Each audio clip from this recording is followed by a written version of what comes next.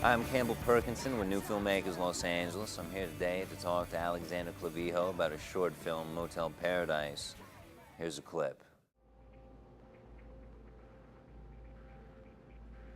Él a veces es rudo, pero paga muy bien. Hiciste $200 esta noche. So Alexander, I loved your film, but for audience sake, why don't you tell us a little bit about it? Okay, it's a coming-of-age story about a girl works at a maid at a sleazy motel, and she becomes friends with a tranny that lives there, and the tranny takes her under her wings, and from there, the girl's life just goes downward spiral. I don't normally ask this, but the music, it was so effective. I'd just like to know how involved you were in that part of the process. Music and sound is very important to me. We actually had three different scores for the film. And this artist, I just looked up on Facebook, and it's sort of like that very ambient, dark sound. And I'm like, oh, this would be perfect for the film. So I called his manager, and we talked, and like, okay, you know, hey, I'm an independent director. I really can't afford, you know, your artist, you know, stuff like that. Do you mind, you know, if we can use your music? How can we work this out? And I sent him the script. He loved the script. He said, yeah, okay, go ahead now. So it was like simple. What inspired the story? Where'd you get the idea? I have a fascination with motels. I know that sounds funny, but I actually do. I'm a night owl. I like to ride my bike at night, especially around this area. And it just fascinates me, people coming in and out of these places.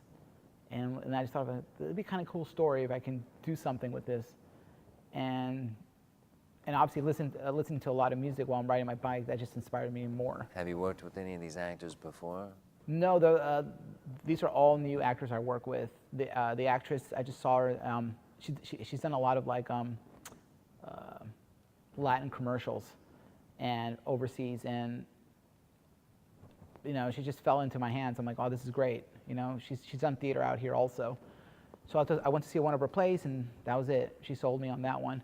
And as far as the tranny, I just went to a couple tranny shows, and I just found her there. So it was great too. The actress, lead actress, so captivating. And the last scene of the movie, you know, you can tell she's at this crossroads. She looks so contemplative, and you know, I didn't know whether she's thinking about, you know, what was just stolen from her or about her prospects of the future. Did you leave that up to her, or did you have any input in that scene? I think at that point is just, she's confused even more. It's like, you know, when you're at that age of innocent, you know, that the line between, you know, girl and woman, a lot of things run through your mind. And at that point, I want to have that look on her face and have people think, the audience, like, where's she going to go? Is she going to go back with the tranny, or is she just finally going to move on out of this place?